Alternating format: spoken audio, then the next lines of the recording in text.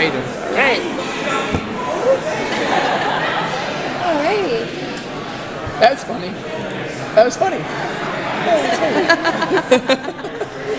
So are you guys stretched kind of thin now with all your superhero shows, or? I mean, I don't know. I mean, I think anytime you're starting a new show, you feel stretched thin because it's new, and you always feel like there's not enough hours in the day to get it as good as you want. But it's not so much a byproduct of doing multiple shows, and I think if anything, they kind of inform each other. Sometimes we have writers crossover. You know, sometimes you can not be able to figure something out in this room, and you go to work on something someplace else, and it helps you figure the other thing out. So that part's helpful. I think we'd be pretty much feeling all the stress and pressure we'd be feeling even if we weren't doing anything else. What's it like working with a young and upcoming star like Melissa? Like this is kind of your chance to grow the talent. So tell me a little bit about that. It's always exhilarating. I mean, one thing I noticed that I thought was, cool and exciting was every year when we do Comic-Con, I sort of say to the actor, well, this is your last year you can walk the floor as a normal person, so go out there now, because if the show works, next year you come back and people won't let you walk around. Right. And she can't even walk around now, and the show's not even on air. So either everyone saw it illegally already, or there's just something about her that already I think is connecting, and that's pretty cool.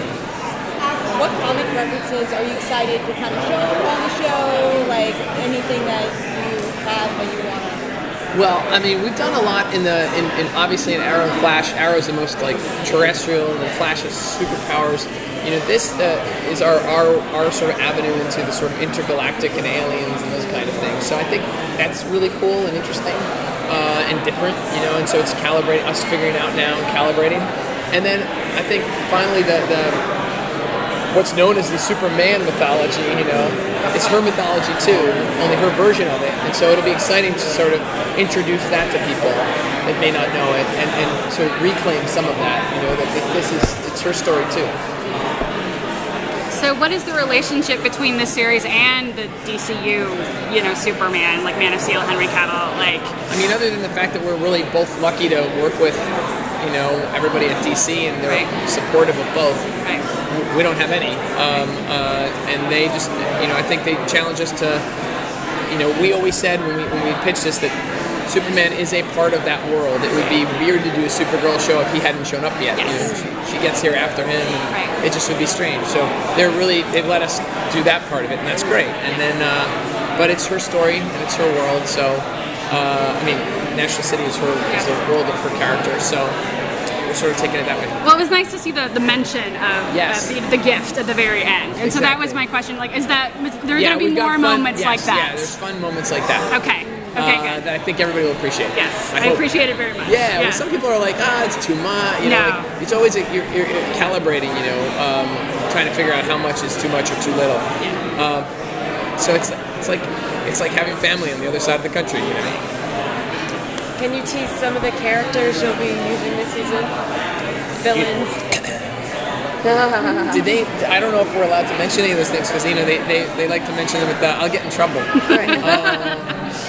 But there are. You have an arc planned? We do have an arc planned. We have, and I would say, we have a couple of Superman villains that will make their appearance too, which I can say that much, and that's interesting. And because look, they're obviously she's wearing an S, he wears an S. She can fly around, he can fly around, and bend things with his hands. She can bend things with her hands. They got to have some kind of so people kind of go after her in that way. So, please go. Okay. There's a real focus on the sisterly relationships and the family dynamic in general. So we saw her adoptive parents briefly in the pilot. Do they get to come back? Yeah, you'll see more of them. We're about to work on an episode right now where you hear about, you see some stuff, and you'll see them in flashback too because they raced her here. Excellent. Are we going to see a lot of the Kryptonian side? That is an element of the show for sure. You do see Krypton. We've got scenes on Krypton. Is there any parts of the Supergirl mythos from the comics that you guys are honoring in like any specific areas of it? I mean, she's got, I think it's interesting. She's had a lot of different iterations. That there's clearly been a sense of like, well, maybe we didn't get it right. Let's try it again. Let's try it again. So there's different, elements. She died in Crisis when Barry Allen died, and that was when I became familiar with her character. And so we're kind of picking and choosing like we do with all of them. Although she has, I've noticed that I felt like she has a lot more to sort of pick and choose from. And so hopefully this one will be, our own kind of blend. Now her last name is Danvers, so we're going to see a lot more references to Linda Danvers' kind of version of the character, or not really?